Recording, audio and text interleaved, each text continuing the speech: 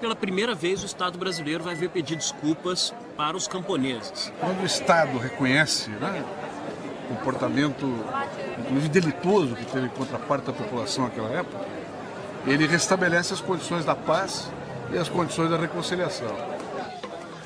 É notório que o episódio da guerrilha tem muita pouca documentação oficial e que, portanto, contar essa história é um resgate da nossa própria memória, é importante e é um reconhecimento público de que essas reparações são devidas e de que o nosso país ainda tem muito a fazer para recuperar a sua história e a sua memória.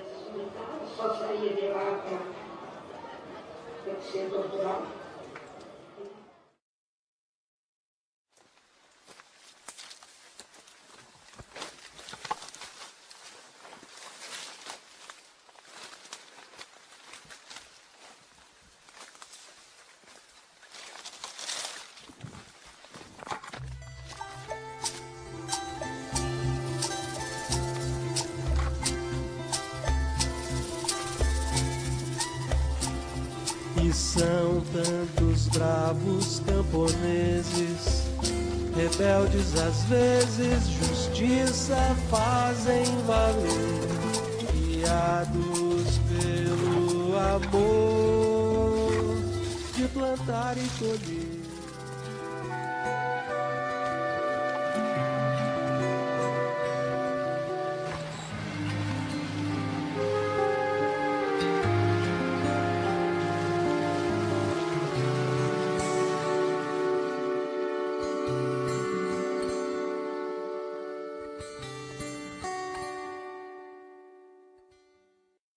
Eu vim pra cá em 60.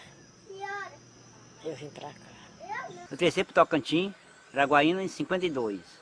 Quando foi em 68 eu passei pro Pará. Fiquei morando aqui até agora, nunca saí daqui mais não.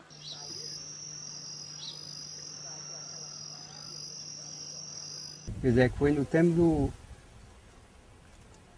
Eu que era o governo nesse tempo. Castelo Branco, não era o Castelo Branco, era o Juscelino, quando eu cheguei para cá. A minha mãe já tinha vindo na frente. Meu pai comprou uma terra aqui no Pará e eles vinham com a mudança, ele adoeceu na viagem, voltou para Araguaína, ele faleceu. Mas um ano depois ela veio para assumir e ficou aqui em 64.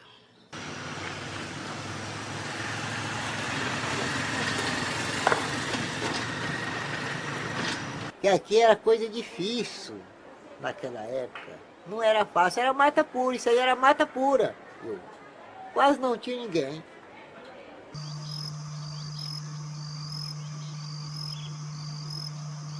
Ali eu nasci ali, já saí já molequinha, nós fomos parar no Bom Jesus.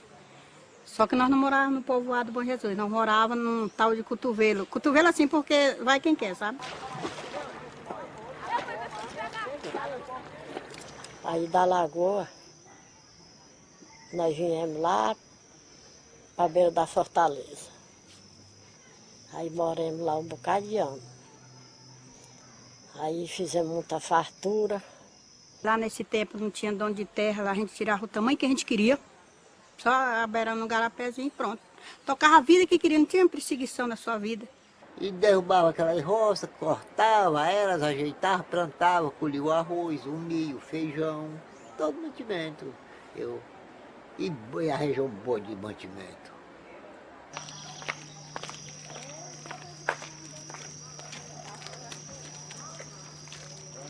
Eu vim para cá em 71, já morava em Imperatriz, e saí de Imperatriz, vim aqui para São Domingos do Araguaia. Eu morava num centro de mata. Então depois que eu passei, eu estava com dentro de 3 anos lá nessa terra, foi que chegou um outro vizinho para lá.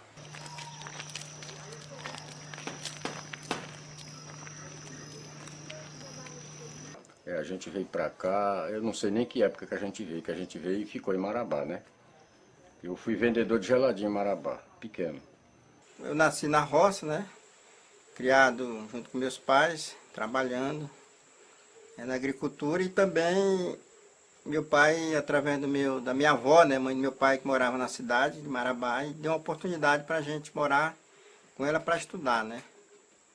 E a gente estudava, passava o período estudando, mês de julho a gente retornava para a roça para passar férias, em agosto retornava, aí ficava até dezembro a gente retornava e ficava 3 meses na zona rural de férias e ajudando os pais, né?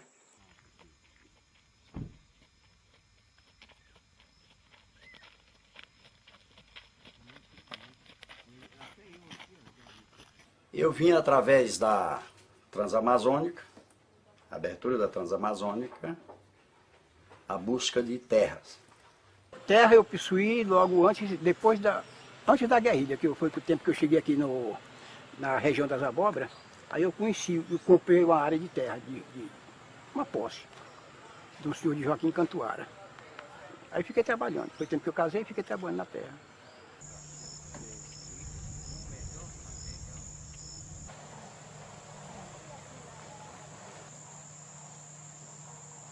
Vim pra cá, aqui naqueles tempos, o pessoal mexia com castanha aqui nas matas, era com tropa de burro. Eu tinha umas tropas de burro, se ganhava bem dinheiro, eu levei minhas tropas pra cá e fiquei trabalhando aqui no Castanhal. Trabalhei na borracha, trabalhei na castanha, trabalhei no garimpo de diamante, que aqui no Rio deu muito diamante na época. Trabalhei em garimpo de cristal. A metade desse pessoal aqui na região vivia de castanha. Era castanhais grande, aí eu conheço castanhais grandes aí nessa mata aí, que era de gaitapado, que quando era na época da castanha, o camarada entrava para dentro, dali ele fazia a roça dele, tranquilo. Eu toda a vida trabalhei de roça, brocando roça, derrubando marruarido. Todos que vieram para cá, vieram com essa atitude de explorar a terra, viu? E todos eram pessoas pobres. Viu? Essa ressaca aqui, isso aqui era só gente que realmente, quer dizer, foi realmente quando acabou o garimpo de Apinagé, eles ficaram por aqui, quando acabou o garimpo quer dizer, surgiu o garimpo de Itamirim, eles ficaram por aqui, acabou o garimpo da Matrinchã, quer dizer, eles ficaram por aqui, que inclusive, segundo informações, quando o Oswaldão chegou lá ainda existia esse garimpo.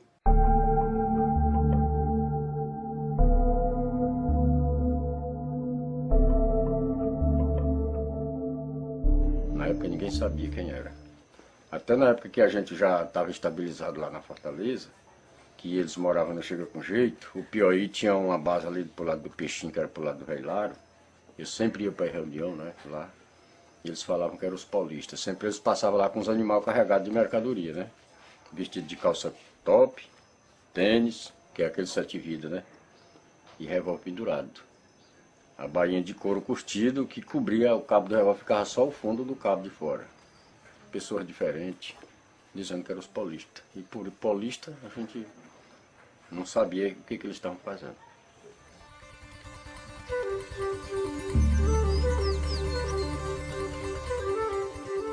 Há muito tempo ele já morava lá. O nome do lugar dele chamava Chega com Jeito.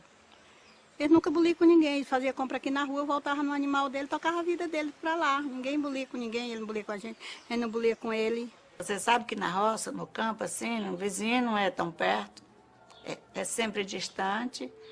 E só final de semana que vizinho tem direito de visitar um outro vizinho, às vezes ainda tem que sair para o comércio para comprar a feira da semana.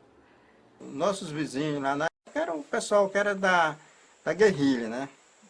Que era, a gente conhecia eles pelo nome de guerra deles, né? Que era o Zezinho, a Alice, Dona Maria, o Joca, o Zé Carlos, o Alandrino. Teve outros, né? A gente conheceu lá, que morou lá próximo, né, à casa do meu pai como vizinho, né?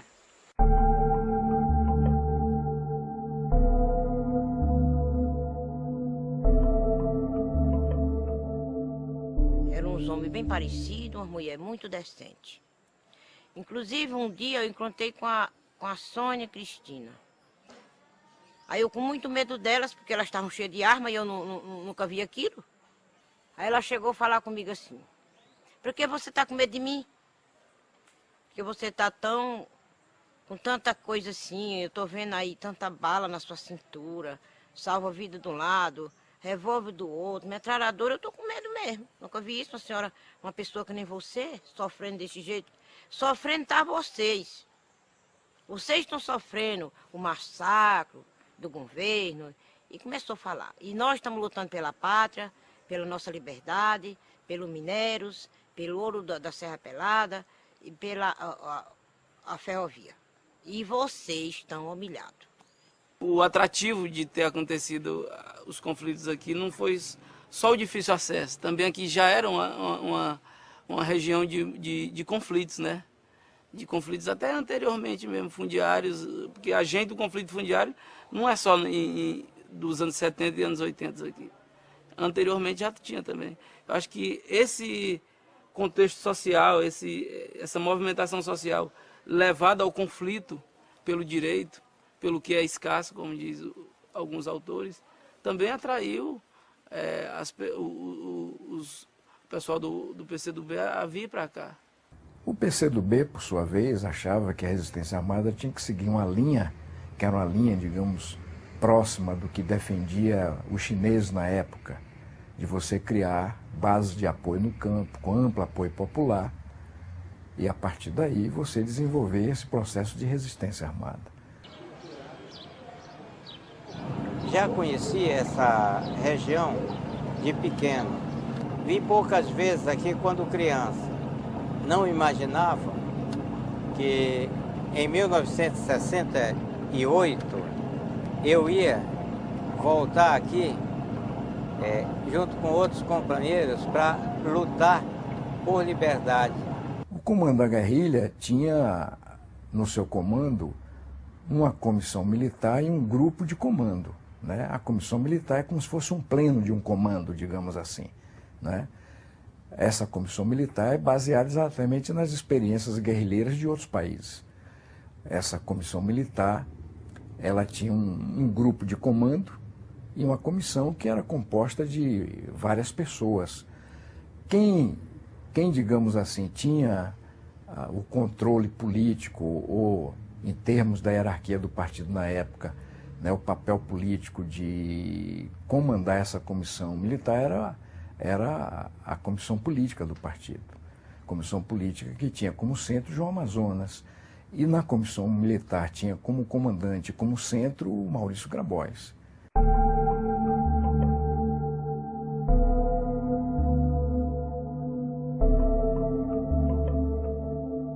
E junto ao Grabois você tinha figuras também de respeito, como João Amazonas, como Elza Monerá, como o próprio Ângelo Arroio, até o próprio Oswaldão, né, o João Carlos Haas também, né.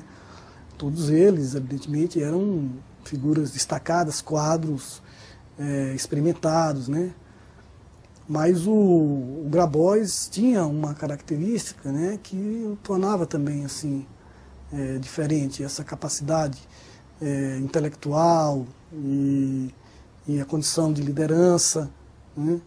E isso fazia talvez dele um personagem que pode e deve ser destacado quando nós falamos da guerrilha do Araguaia. A época dos fatos, Xambioá, dentre as cidades de São Geraldo e São Domingos, Xambioá era a cidade que oferecia, creio que, aquilo que os comunistas procuravam. Por exemplo, eles vieram para a região disfarçados de compradores de terra, de compradores de castanha, de pessoas que iam trabalhar no campo, né? E certamente, com o decorrer do tempo, eles iam precisar de ferramentas, eles iam precisar de botinas, eles iam precisar de remédios. E Xambioá já tinha muito, assim, não satisfatoriamente, mas tinha algo que atendia a eles. Eles tinham era fartura, meu amigo. Eles tinham a banana, eles tinham mandioca, eles tinham o inhame, eles tinham de tudo. Tinha o arroz, tinha o milho, tinha o porco, tinha a galinha, tinha tudo. Eles não eram pessoas de andar amolando um e outro por nada, não. Vendia legume para eles, eles compravam. Eu mesmo tropiei muito carregando carga para eles, viu? Eu tinha uma tropinha de jumento, não era cavalo, não era jumento, né?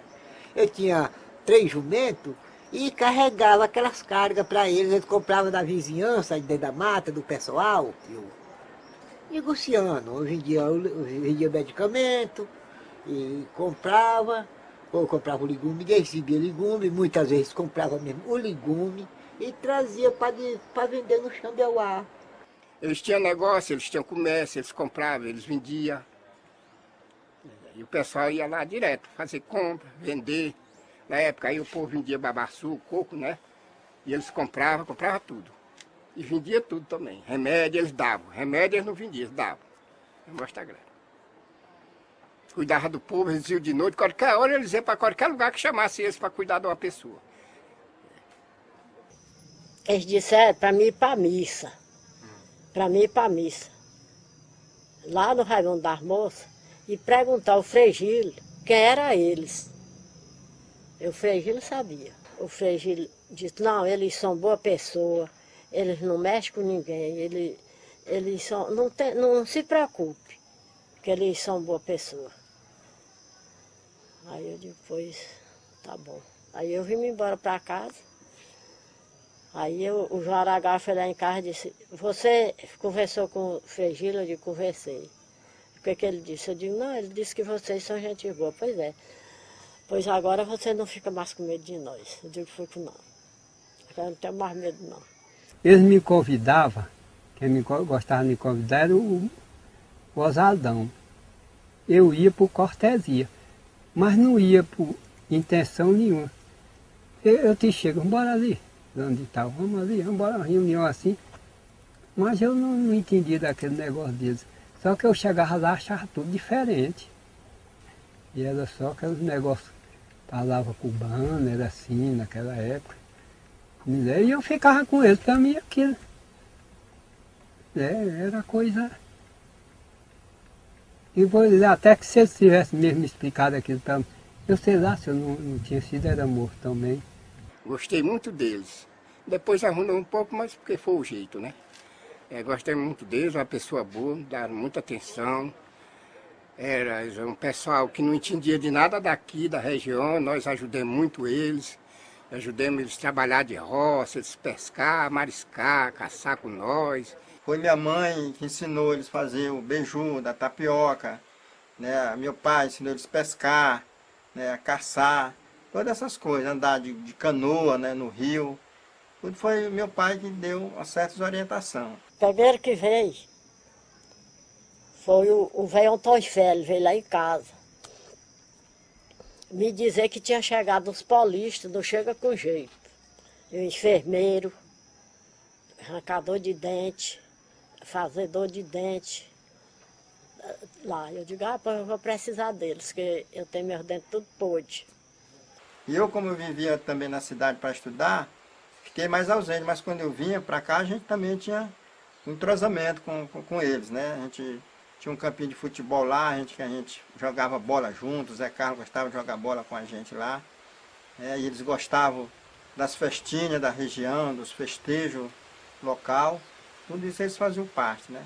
Junto com a comunidade, era um entrosamento muito bom. A convivência dos guerrilheiros com os camponeses, os moradores da região, era uma convivência saudável, porque todo morador gostava dos guerrilheiros, né? Que na época chamavam polícia, né? Porque eles tratavam das pessoas, tinha muitos médicos, eles tratavam até de leixo manioso, leixo seco, eles tinham toda a estrutura, tudo inteligente, né? E muita gente, abaixo de Deus, eram os guerrilheiros que curavam as pessoas, porque não tinha médico, onde ia achar médico. Naquela época, por exemplo, nessa região nossa aqui do Araguaia, a gente não tinha nenhuma assistência, uma assistência pública, né, de prefeitura, não tinha médico, não tinha essas coisas.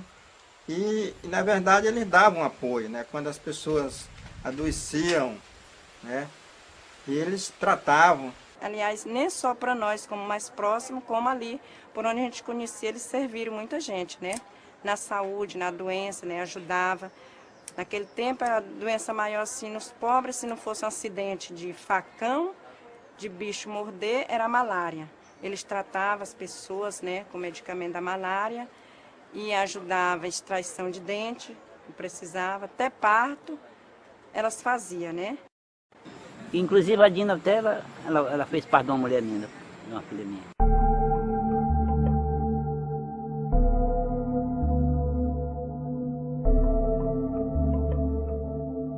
Quando chegou esse pessoal da guerrilha, o Paulo atendia as pessoas como médico, depois chegou o Juca, a Dina.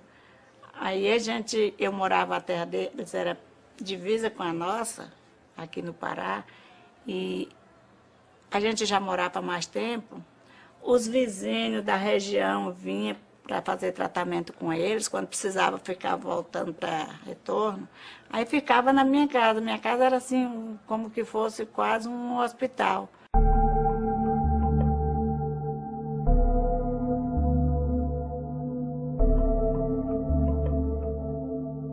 Nós era um bocado de vizinho que tinha dentro da mata lá, né? Não tinha como botar menino no colégio em Araguanã. Porque lá nós não tinha casa, lá nós não tinha nada lá. Então, o que nós fizemos?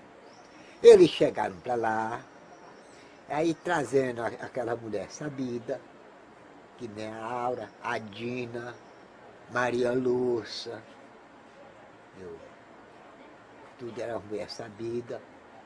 Aí nós falamos com ele, Paulo, se nós fizer aqui uma escolinha, você pode arrumar uma professora disso. Arruma de todo gosto.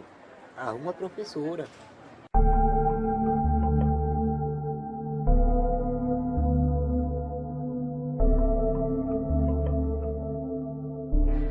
Aí nós juntou nós dois, fomos no mato, cortamos pau, cortamos as madeiras, ficamos, tiramos a palha, cobrimos o colégio, rachamos as taúbas, tiramos enchimento bom, estaqueamos de redor todinha. No dia da botação do barro, amassamos o barro, no dia da botação das paredes, aí foi que ajuntou, deixando para um dia de fim de semana, um dia de sábado. Aí veio o Paulo e veio o finado, e veio o Juca, que era doutor, nos ajudar. Aí nós barríamos tudinho num dia, o colégio. E aí a Aura, que era mulher do Ari, deles mesmo, continuou lecionando. Nós ainda pagamos um ano e pouco. Aí foi o tempo que chegou esse pessoal lá dizendo que eles eram até terroristas, caçando e os homens se espalharam no mundo. E aí eu não sei se era terrorista, porque eu não tinha letreiro na testa. Eu não conhecia, porque eu não sei nem o que diabo é terrorista no mundo. Lá na nossa região nunca nem tinha visto ninguém falando desse povo de terrorista dentro do nosso Brasil. E aí, essa história de terrorista, mas terrorista, eu acho que eles não eram terroristas, porque a fala deles não era enrolada, era fala brasileira igual nós. E eu acho que no nosso Brasil não tinha não tem terrorista. Aí a gente entrosou junto com eles, e aí que a gente conversando, e eles falaram o que estavam fazendo lá. O Nunes puxou essa pauta, e o Orlandinho, que ele estava estagiando, estava fazendo assim um tipo de ser o lado do pequeno, porque sempre o pequeno era escravizado, que naquela época era ditadura militar, né?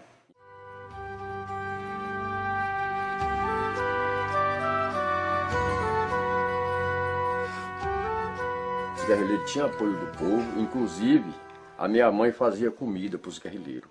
Que quando eles foram para o entroncamento aqui, desarmar a casa lá da polícia militar, eles passaram lá em casa, com um saco nas costas, caminhando no meio de Cacundo, né? E eu vi lá da janela, disse, eu estou vendo vocês. Piauí bem na frente, Piauí. Caba forte. Aí encostaram lá para casa. Aí elas almoçaram, aí vieram para cá, né?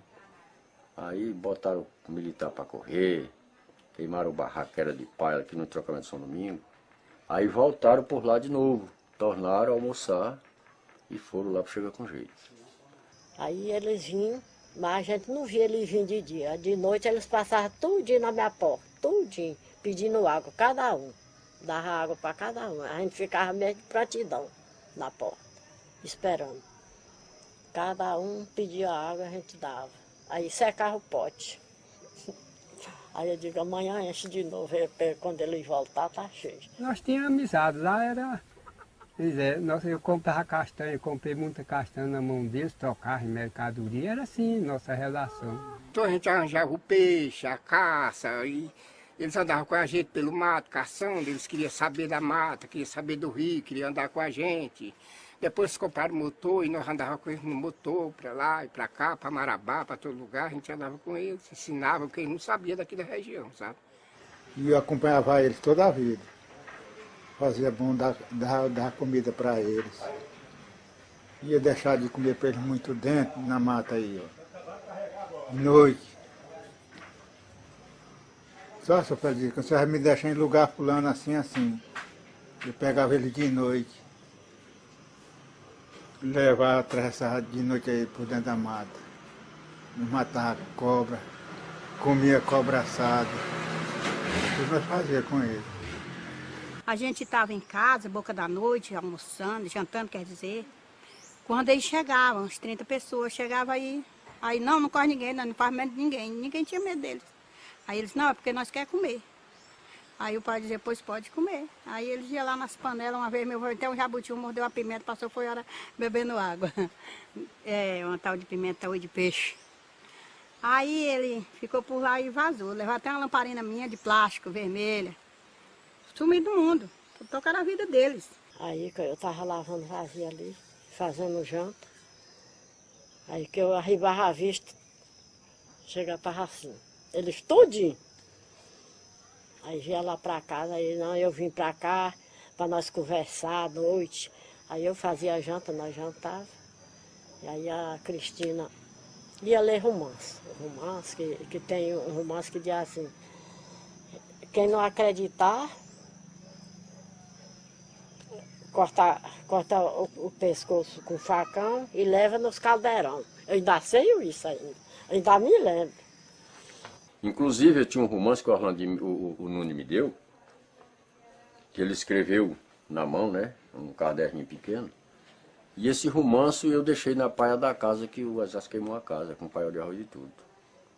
E esse romance, foi até feito um romance aqui em Marabá, mas não é do jeito que estava o romance lá. E um pouquinho do estrofe eu ainda me lembro ainda do romance. Ele dizia assim, ó, vou falar sobre o Brasil da pior situação, do Caponesca do Norte, que sendo valente e forte ainda passa aflição.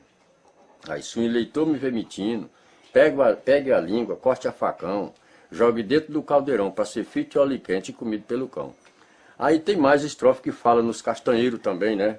Nos castanheiros, nos trabalhadores, que na época o patrão botava o trabalhador para trabalhar e no final pagava com uma bala de 38 ou então tiro de 20. E que tinha os pistoleiros na região, né? Então eles eram contra isso, não existia isso. Em maio de 73, eles me apareceram lá no meu barracão. Piauí, João Araguaia, Sônia, os três. Lá foi que eles realmente vieram dizer a finalidade deles. Até o momento eu não sabia. Mas o exército já tinha dado a primeira emboscada. Eu perguntei para ele assim, mas rapaz, mas vocês ainda estão aqui? Pensei que você tinha ido embora da região aqui. Que eu nunca mais vi falar. Ele disse, não, nós continuamos aí, na luta. Eu perguntei para eles assim, mas não tem como voltar para a cidade? Ele disse, não tem. Para nós agora só tem dois caminhos, ou vida ou morto, aqui.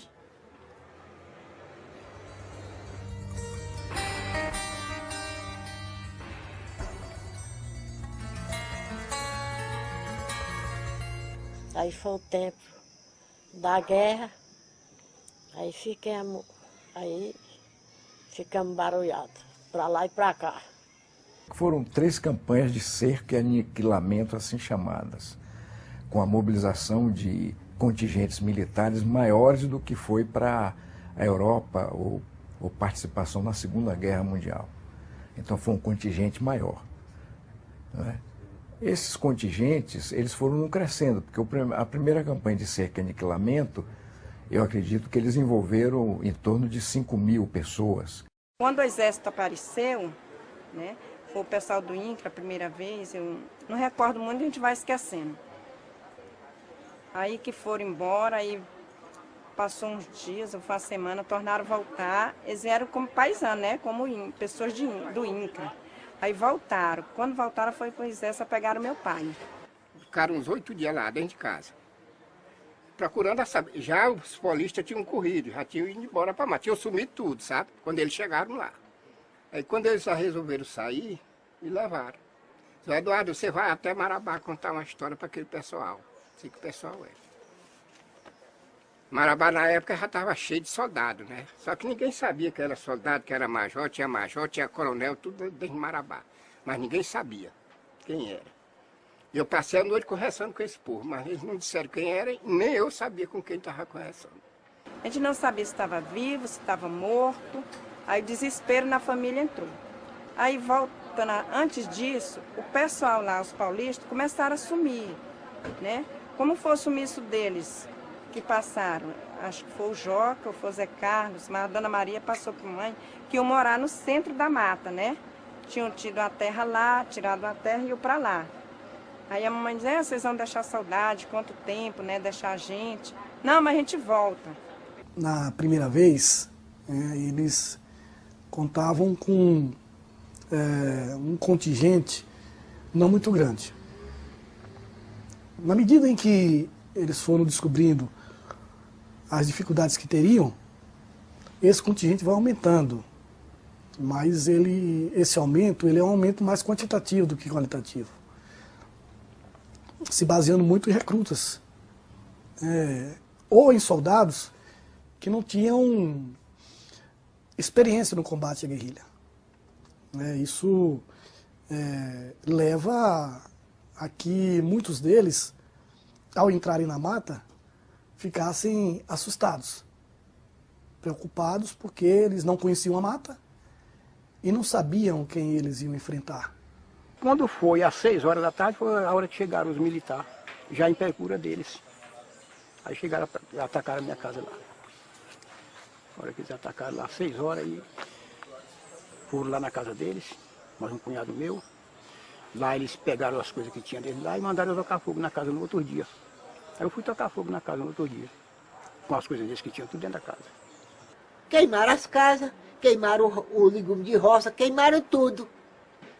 Me queimaram, foi tudo, eu não fiquei. Fiquei com a calça cortada aqui, de carregar, ajudar a carregar saco de bala nas costas, dentro da mata, que eles me levavam para a mata para ajudar a carregar saco de bala. Calçado numa botina velha, um facão velho de pendurado de um lado, e só foi o que eu fiquei com eles. E a mulher, eles mandaram sair 6 horas de casa, viu? Com 7 crianças, uma molinha no braço, com 14 dias de nascido. E os outros caminhando devagarzinho, foram para a casa de outro vizinho, e eles largaram fogo na casa, queimou tudo. 6 horinhas mandaram eles sair, que disse que iam fazer uma visita lá na casa federal. Foram lá avisar que era para sair da casa, viu? Largaram fogo na casa, queimaram com tudo que tinha dentro, não foi tirado nada, só as crianças, a mulher com as crianças, que são com a panela de comida fervendo na cabeça para dar de comer as crianças lá, com 14 dias de resguardo. Aí quando foi 6 horas da tarde, eles passaram. Os militares passaram de volta para saber se tinha tocado fogo na casa. Chegou lá que viu a casa tocada fogo, passaram lá em casa. Se você tocou fogo na casa, toquei, nós passamos por lá. Aí ficaram frequentando a casa toda a vida.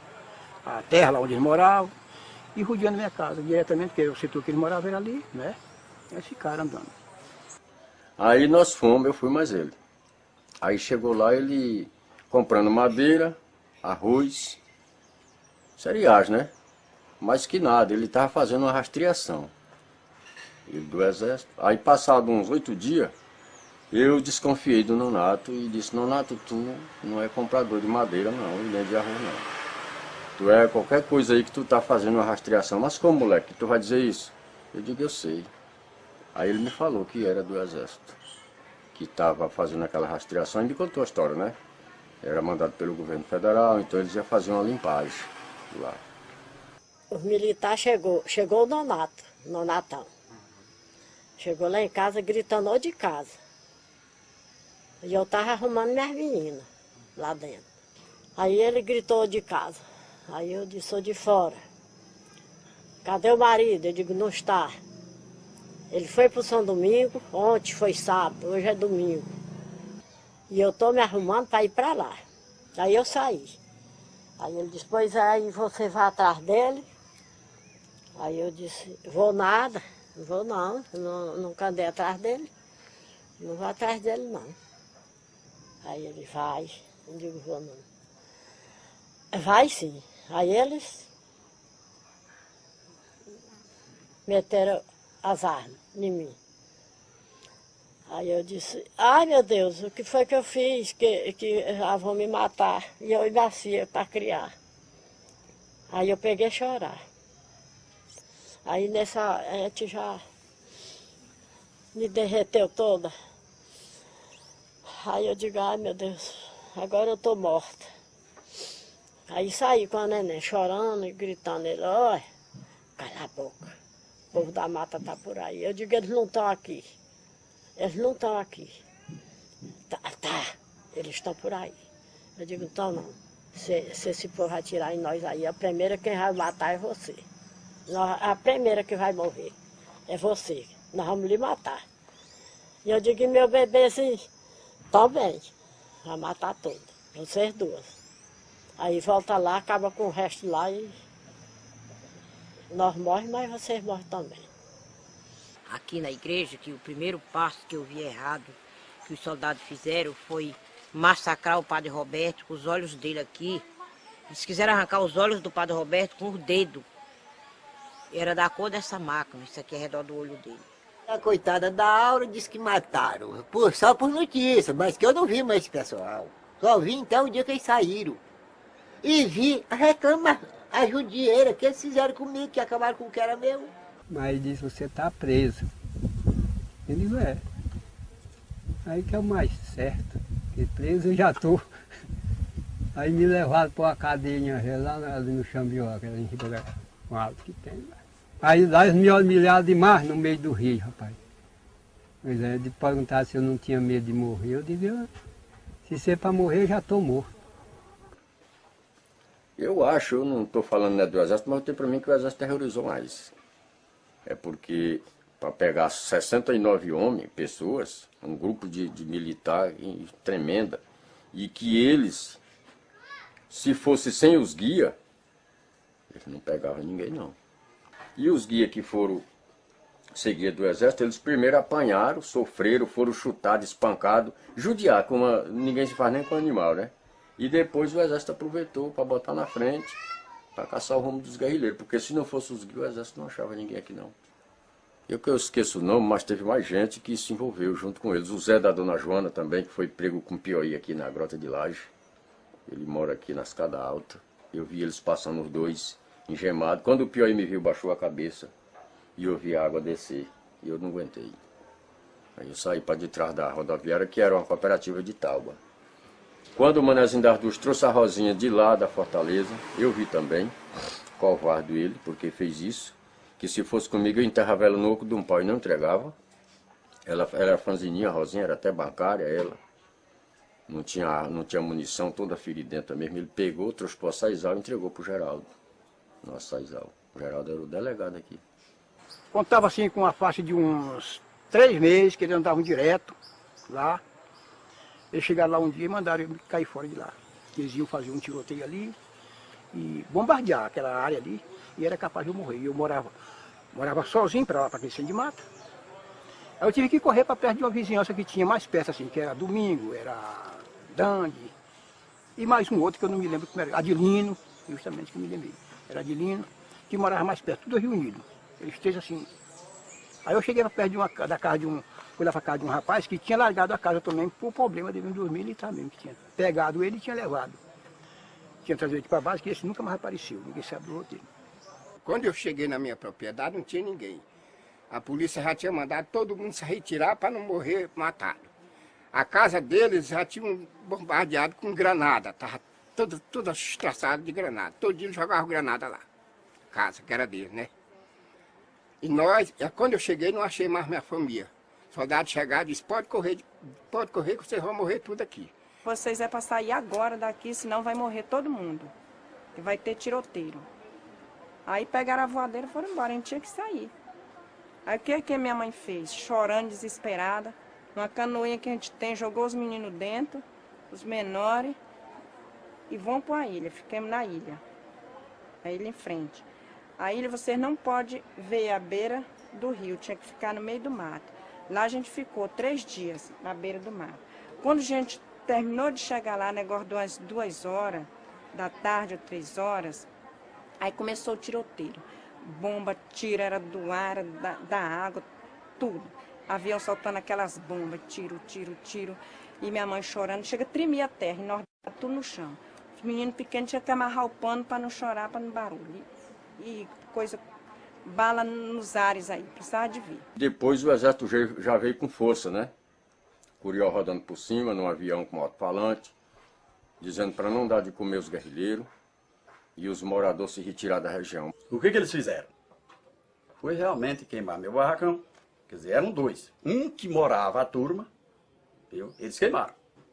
Quando eu cheguei, quando eles me soltaram, eu passei 45 dias na cadeia, quando eles me soltaram que eu cheguei lá, um estava só assim, onde realmente a turma esteve, morava.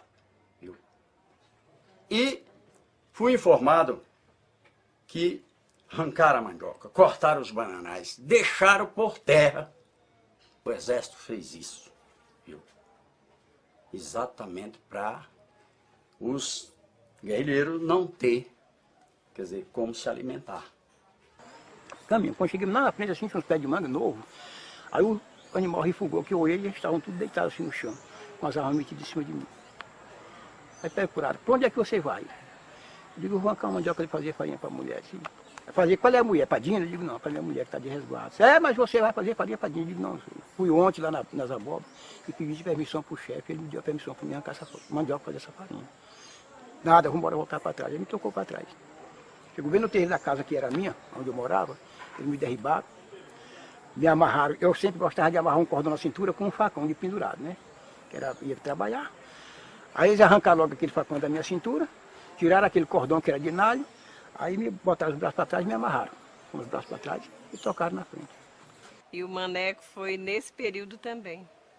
O pai dele tinha uma rocinha perto de Itaipavas, né? E a polícia, o exército, ele por 2, 3 vezes ele invadiu a vila lá. Vinha por terra, por água.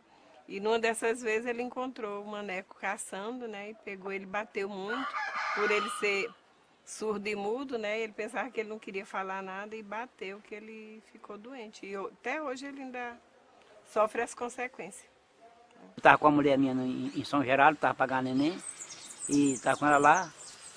E aí, por tempo chegou essa revolução e o pessoal largaram as casas e eu perdi tudo. Fui preso dia 14 de outubro de 73, o dia que minha mulher descansou. Eu tinha vindo para levar um arroz para casa, vim com as tropas, né? E aí quando eu cheguei já foi para carregar o arroz da roça para casa, dia 14 de outubro, dia de domingo, quando eu acabei de carregar o arroz, já foi debaixo de prisão, 5 horas da tarde, para puxar 60 sacos de arroz. Eu morrendo de fome, só merendei um pouquinho cedinho e passei o dia todo para carregar, puxar esse arroz de lá dentro da roça para botar cá fora na beira da estrada, com 1 quilômetro e pouco de distância. Depois, outro dia, me pegaram, botaram no helicóptero e desceram aqui para a base. Quer dizer, aqui não, lá no Xambioá, né?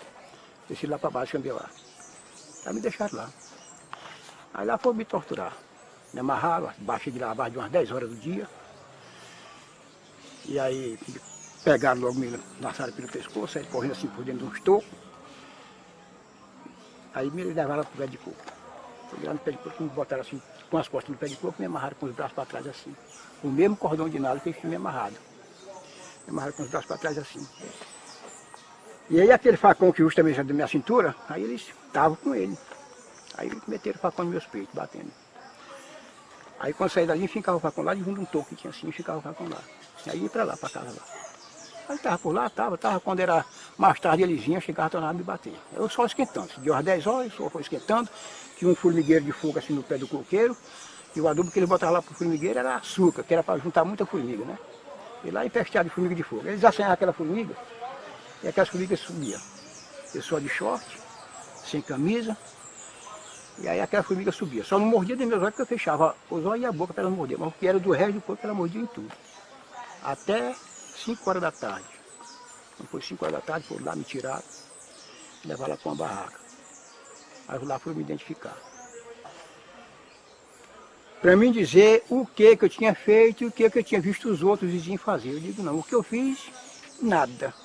E os vizinhos, eu digo, também os vizinhos nunca vi fazer nada. Aí o pau quebrava de novo. Viu que eu não dizia nada, que eu não contava e nem aumentava a conversa, que eu não tinha visto, e nem falava dos vizinhos, aí me botaram choque. Botaram o choque na orelha, no beijo, em todo canto do corpo eles botavam. Né? Dava aquele choque, aí eu, quando tirava aquele choque, eu tornava a contar a mesma história. De maneira que até assim, abaixo de umas 6 horas, aí me levaram lá para um curral. Cerca de arame, assim, arrodeando assim o chão, assim. Uma área de chão. Tinha um pé de coco dentro. Aí quando eu cheguei lá, estavam os companheiros, um bocado. Tinha, parece a barra de uns 20 homens lá dentro. Lá deles tudo machucado, como bem o Zé Novato, que esse já até morreu. E assim foi 5 dias de taca, choque, afogado em tambor de água. Quando nos 5 dias, eles viram que eu não encontrava outra história. Aí o cara, que justamente é o que dava choque, ficava lá dando choque na gente, assim, pega aquele negócio lá e bota aí, que é já que ele conta. Já ele conta, ele descobre. Ou então morre. Ele pode matar, vocês podem matar. Mas eu só conto o que foi acontecido. Outra coisa eu não conto. Aí eles foram lá, vieram aqui por mim e colocaram aqui na minha cabeça. Colocaram aqui e começaram a apertar. Começaram a apertar e eu vi a cabeça, parece que ia esticando, né? Eu digo, não, pode matar. Vocês querem matar, pode matar. Eu estou aqui na mão de Deus e segundo na mão de vocês. Vocês é quem sabe o que pode fazer. Eles acocharam e foi tempo que entrou um altão, fogosão, assim, epa, pode tirar. Aí tiraram. Não botaram pro curral. Também desse dia não me torturaram mais. Só esses 5 dias que torturam. Terror quem fazia foi o exército brasileiro naquele tempo. Que veio mandado. Ele acabou comigo, acabou com minha saúde, acabou com meus dentes, acabou com meus braços. Meu braço só vai até aqui, daqui para diante não aumenta mais, não vai mais. Passei 45 dias preso. 30 dias foi de sofrimento. Eles estavam me julgando como terrorista, né? Eles me jogaram no chão, botaram choque aqui nele, em todo canto. No embigo, em todo canto. Me queimaram de cigarro, botaram o cigarro nele, até quando o cigarro apagava, cigarro manso, até quando ia apagar. Fiquei todo borbulhado. E minhas orelhas ficou todo roxa, muito tempo. Minha cara ficou preta de tiro, que eles me deram um tiro na cara assim, pertinho assim. E queimou minha cara toda de fogo, mas que não tinha nada dentro, não. Tinha só, acho que era só o cartucho carregador. Fizeram eu cavar buraco para me enterrar vivo. Cavei o buraco até quando chegou aqui assim. Aí, por sorte, chegou a cabeça de um lá e botaram para lá. Ficou lá. Aí me livrou. Deus me livrou. Ele foi uma judiaria feia. O Federico ficou preso 60 dias. Que levaram ele para o Amapá. Do Amapá, levaram para o campo de avião, que ele foi de avião, para Araguaína. Aí, lá deram choque nele. Judiaram com ele lá, aí levaram para Araguaína. Eles me pegaram, me deram choque elétrico, e eu passava muita fome também. Pegava nós, botava em cima de uma lata e acabava passando rasteira assim. Acabava se xinguer lá no chão. Lá.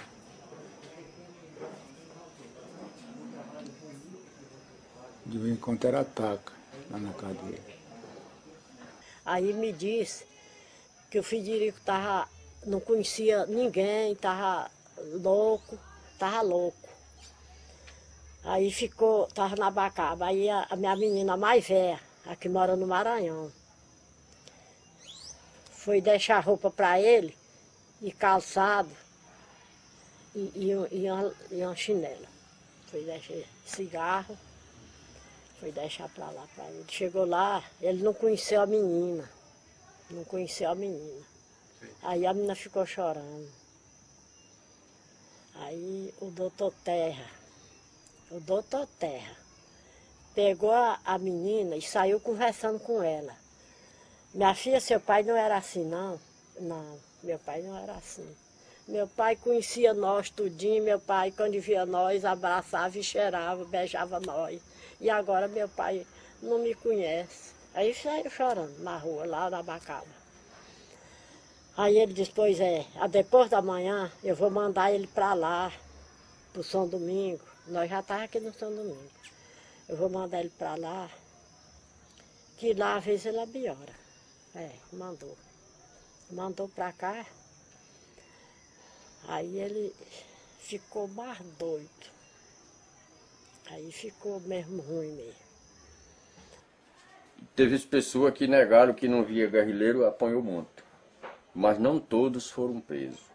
Mas eu digo assim, todas as pessoas que estiveram na região do Araguá sofreram a repressão do exército. Porque quem tinha terra foi obrigado a largar. Teve mulher que só com a zoada dos tiros perdia a criança. Entendeu? Aqui, ó, pai perdeu filho perdeu pai na guerrilha. Foi um sofrimento que não dá nem para entender. É igualmente você tá dentro de um caldeirão quente, que não tem saída, não tinha saída. Você não podia sair de noite, você não podia ir em canto nenhum, porque o exército estava em cima. E nessa vida a gente foi até o final. O pessoal, quando foi em setembro de 73, foi quando mataram o Juca. Ele tinha passado lá um dia e tinha marcado dali 30 dias, que era a nossa situação, como é que nós estávamos. Nós estávamos correndo muito risco, porque nós estávamos tendo contato com eles, com o exército e com os guerrilheiros. Eles estavam achando que a gente estava muito exposto. Eu não podia ir para a mata por causa do menino. Aí ele foi com a decisão para ver o que nós ia, como é que ia ser a nossa vida. Ficou de voltar com 30 dias. Antes de chegar lá em casa, a gente sentou a disparar dos tiros, foi quando mataram ele. Próximo lá de casa, porque foi 2 que a gente viu as rajadas de tiro. Aí nesse dia foi ruim. Aí aquele monte de gente chorando, desesperado, porque todo mundo gostava deles e a confusão, matou todo mundo. Pelo barulho de tiro que a gente viu, era para ficar todo mundo mesmo. E aí mataram o Dino e balearam não sei quem, mataram não sei quem, ficou um monte de gente baleada, só história de dúvida. Os militares, eles isolaram as roças que davam apoio aos guerrilheiros, afastaram eles de suas bases de apoio, mesmo dentro da mata, e os colocaram em condições de não só não ter mais armamentos suficientes, mas de não só não ter alimentos, como as condições mesmo deles se vestirem já eram as piores possíveis. Alguns já andavam descalços dentro da mata. E nesse momento eu recebi uma missão, saí, quando eu voltei, já tive a informação que alguns companheiros tinham tombado, né? Depois que acabou a guerra, depois que eu fui liberado de lá, que no dia que eu fui liberado, foi aquele que estava sentado bem aqui, o Beca, né? Que esse Beca também era um homem que estava muito quebrado, viu? Aí nós fiquemos na obrigação, que nós morávamos longe. Nós morávamos uns 30 quilômetros, desde que morava com uns 40 a 50 quilômetros. Como esse Beca era o que morava mais longe. Mas fiquemos naquela obrigação de todas as quinzenas nós ir lá na rua, lá na base, conversar com eles. Chegava lá e procurava se nós tínhamos visto alguém dos terroristas, que eles chamavam. Não vimos não, então pode voltar. Só ia só para dizer isso, para procurar isso. Aí nós estávamos a voltar para trás. Assim, uns 3 meses nós passamos nessa luta, caminhando para a base, até que eles liberaram nós. Mas aí, depois disso, a mata ficou toda a vida naquele observação. Aí eles foram afastando, foi tempo que pegaram os derradeiros, aí como pegaram os derradeiros, eles foram afastando, e até que saíram. Final de 73 para 74, aí acabou, esfriou.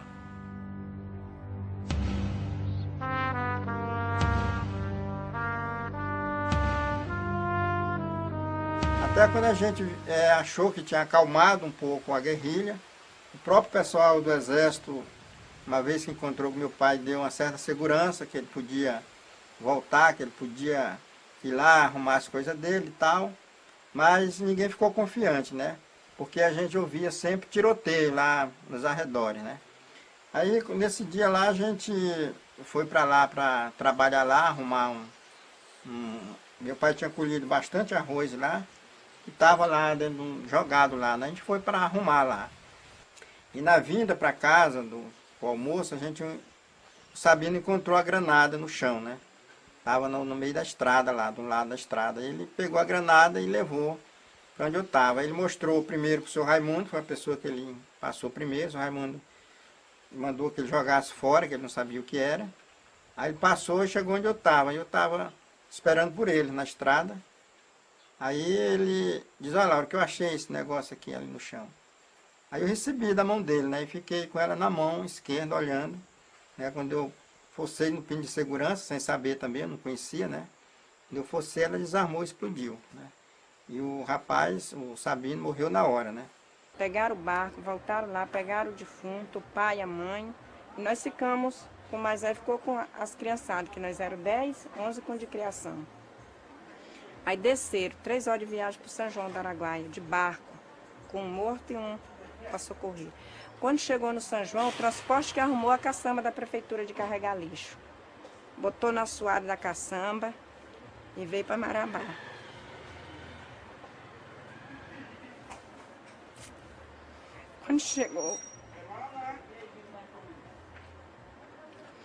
Quando eles chegaram em Marabá, aí o exército, né, foi direto para o hospital, o exército pegou, né, fizeram lá a emergência, aí levaram minha mãe para Belém, meu pai e o Lauro, né, todo quebrado. Aí meu pai voltou, né, aí nós fomos, quando eles viajaram, né, de helicóptero, aí nós fomos pegar o corpo do Sabino, não achamos mais. Aí fomos no cemitério, ninguém deu notícia, fomos lá na base, no quartel, ninguém deu notícia, né? Sumiu, desapareceu. Até hoje ninguém nunca achou o corpo dele. E nossa história é mais ou menos assim. Falar disso, a gente sente mal, porque remete a gente a todas aquelas atrocidades infame daquele período. Estou falando isto aqui não como revanchismo, porque todos nós sabemos que toda a Força Armada, ela é sustentáculo de um poder político. E aquela Força Armada sustentava aquele governo tirano. Os camponeses, quer dizer, continuaram amedrontados. Depois que voltaram da cadeia, viu que voltaram às suas terras, outros não voltou mais às suas terras, outros foi realmente colocado, quer dizer, num loteamento, quer dizer, feito pelo o poderoso Curió, viu? E realmente ficaram, quer dizer, nessa situação, viu? Outros perderam as propriedades, não voltou mais lá. O que era nosso se acabou tudo lá. Depois a terra, não sei para onde foi, eu tinha 70 arqueiros de terra naquele tempo. Na época o Inca levou, só ficou 40. E aí esses 40 desapareciam, perdi tudo que tinha. Eu mexia com cana, eu tinha muito negócio, ganhava dinheiro, eu tinha muito trabalhador, tinha meus animais de serviço, tinha meu gadinho, tinha tudo, isso acabou tudo. Acabou tudo. Os camponeses ficaram tudo humilhados, com medo de tudo, todo mundo doente, tá morrendo direto, gente morrendo. Nunca ficaram bons, aquele pessoal que foi massacrado como eu e muitos já morreram, né? Já não é mais vivo. E os outros, como eu e outros doentes, outros doidos assim, bem tem um, tá quase doido. Você não pode ficar aqui mais não, você não pode ficar aqui nesse lugar. Eu fui procurei para ele, me diga uma coisa, isso aqui é Brasil? Ele disse, é Brasil, é. Depois eu fiquei aqui, depois eu posso ficar aqui. Eu vim para aqui porque aqui era Brasil, porque eu sou brasileiro. Se eu tivesse ficado na minha terra, naquela época, como eu estava começando, hoje eu tinha dinheiro, hoje eu tinha condição de comprar muita coisa. Mas aquilo tudo se acabou em fogo. Que tudo se acabou em fogo e se acabou em nada. E aquilo que eu tinha não era roubado, era trabalhado e ganhado ao suor. A gente ainda sofreu muito, ficou assim um vazio, uma história triste, assim uma fumaça, não sabe? Quando tem um tiroteio, não fica uma fumaça, assim era a história da guerra, aquela fumaçona, aquela solidez, aquela luta, sofrimento. Aí vem aquela história da reforma agrária, dos sem terra, a reforma agrária no papel antigamente, né? Aí vem vindo aquela história da reforma agrária, lá vai. Os políticos atuais chegavam aqui, faziam a cabeça do povo, carregavam e viver em Brasília e o povo aqui só não ataca.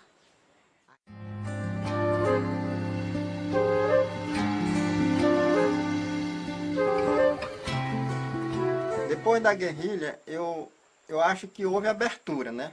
Por exemplo, teve sindicato, né? Foi formado aqui na região, pelo menos, sindicatos, né? Associações, teve políticos, né? Que abria a boca, que cobrava, como o próprio Paulo Fonteles, né? Que eu conheci ele pessoalmente, que ele era aqui da região do Conceição do Araguaia, o reduto político dele, mas ele andava muito aqui também nessa região de Marabá, eu conheci ele.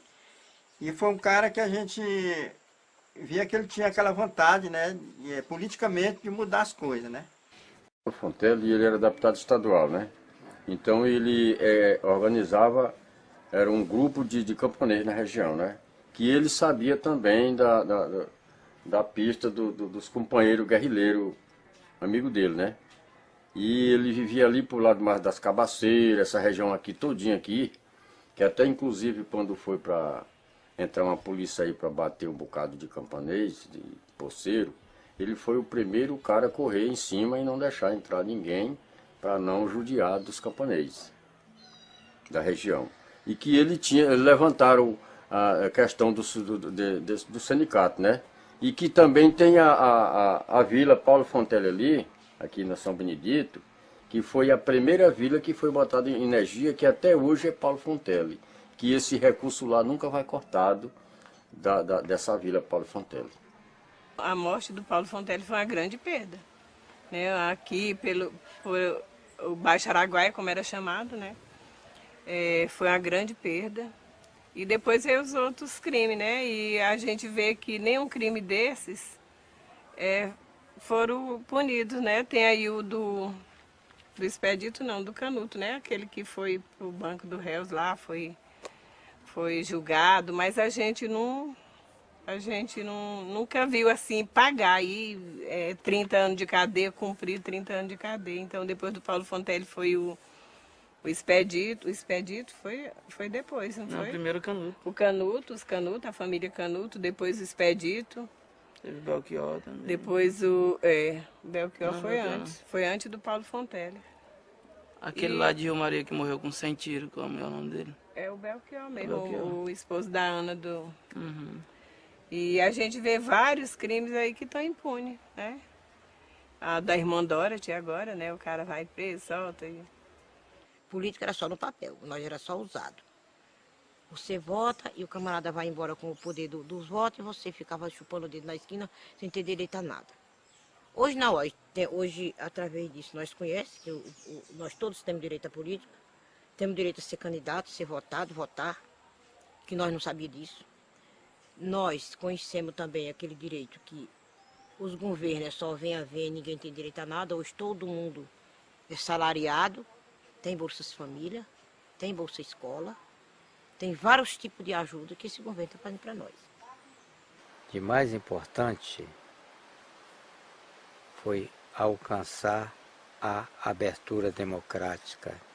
Que sempre o Nunes me falava, dizia, ó Zé, eles vão morrer tudinho, mas a história vai ser gritada no Brasil, a democracia, e ficarem vocês em liberdade. Que hoje nós estamos, a gente diz o que quer, né, hoje, que no governo militar ninguém podia falar nada que iam morrer, né, morria. Foi jogado aqui amor libertário, amor à nação, amor a tudo isso que existe. Os meus companheiros, o que deixaram foi exemplos positivos e saudade que o tempo não vai apagar. Então, um pouco isso aí.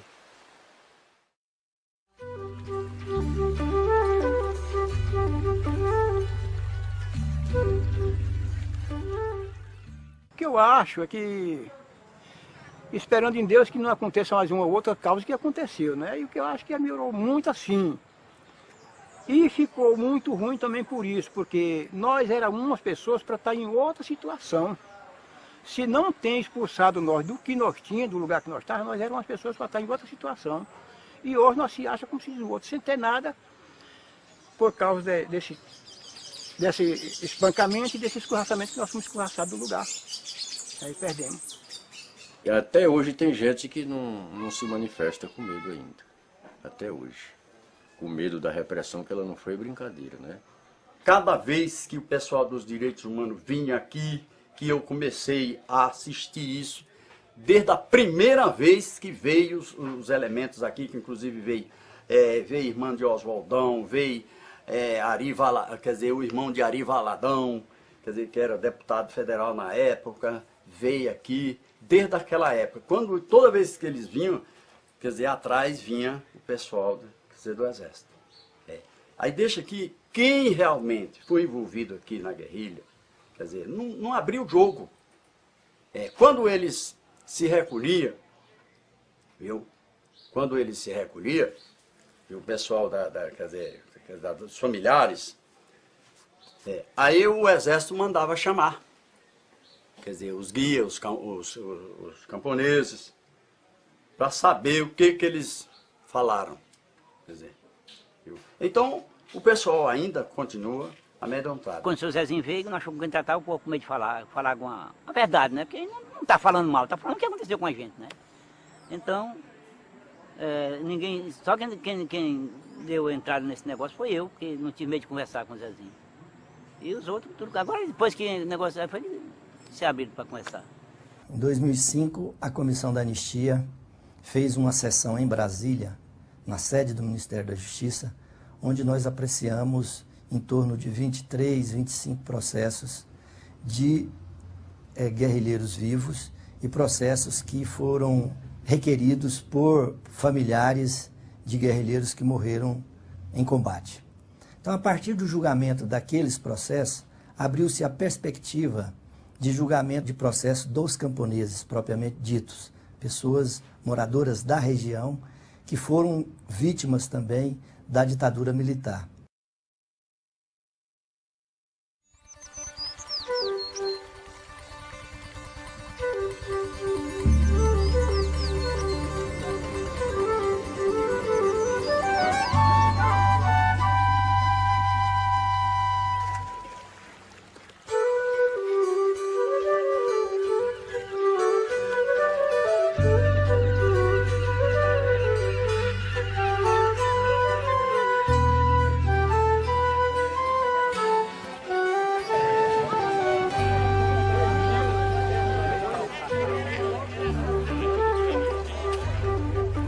A senhora Dalgisa Moraes da Silva para receber das mãos do ministro a portaria de anistia política.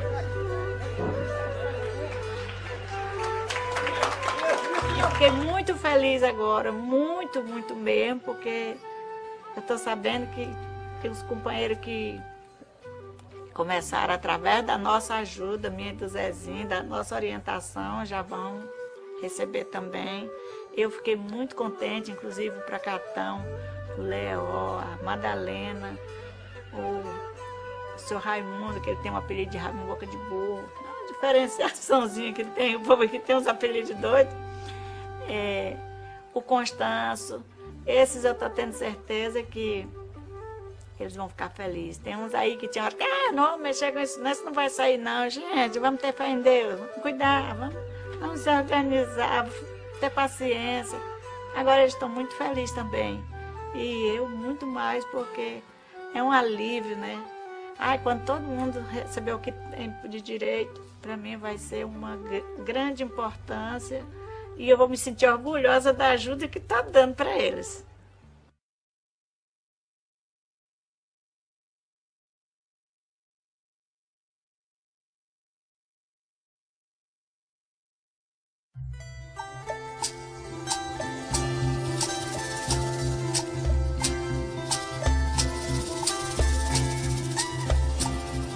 que são tantos bravos camponeses, rebeldes às vezes, justiça fazem valer, guiados pelo amor de plantar e colher.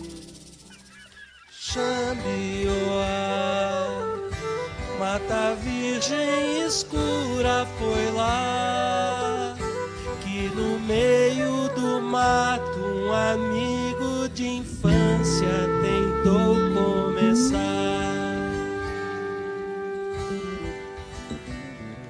Ah, foi por lá onde o povo sofreu pra contar como um jovem sozinho valia por 30 em qualquer lugar.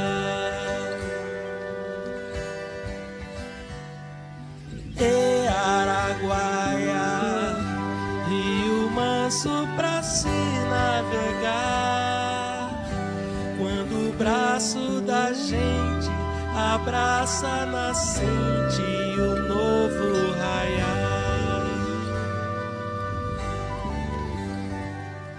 E Marabá, Altamira, Estreito, olhem lá, ainda brilha até hoje a vida do